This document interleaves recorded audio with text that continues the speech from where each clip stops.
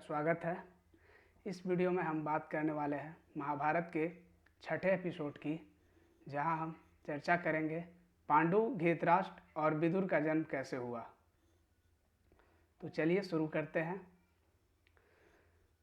महारानी सत्यवती के आगे अनुसार भीष्म अंबा और अंबालिका के विवाह के लिए महर्षि वेदव्यास के पास गए। यह वही महर्षि वेदव्यास है जिन्होंने इस महाकाव्य की रचना की है, अर्थात महाभारत।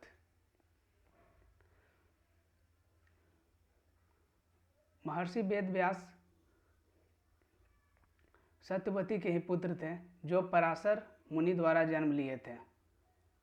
एक दिन माता सत्यवती वेदव्यास को आज्ञा देती है कि वह अंबा और अंबालिका से विवाह कर ले, तथा ये आज्ञा का पालन करते हैं।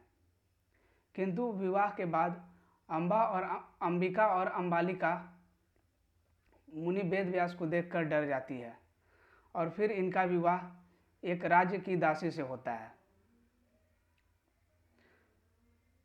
इस तरह वेदव्यास द्वारा 3 राजकुमारों का जन्म हुआ, जिसमें अंबिका के द्वारा जन्मा पुत्र धृतराष्ट्र अंधा था और अंबालिका का पुत्र पांडु अस्वस्थ था, जबकि दासी पुत्र विदुर कुशल और स्वस्थ दोनों था।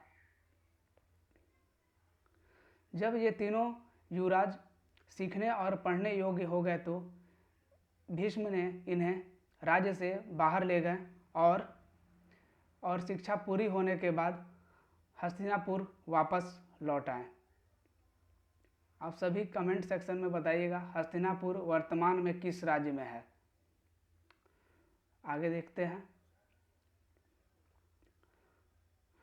तीनों में सबसे बड़े तो धृतराष्ट्र थे, अतः नियम अनुसार हस्तिनापुर का युवराज इन्हें घोषित करना चाहिए था, किंतु महारानी सत्यवती पांडु को युवराज घोषित करती है, क्योंकि विदुर कहते हैं कि ऐसा कोई भी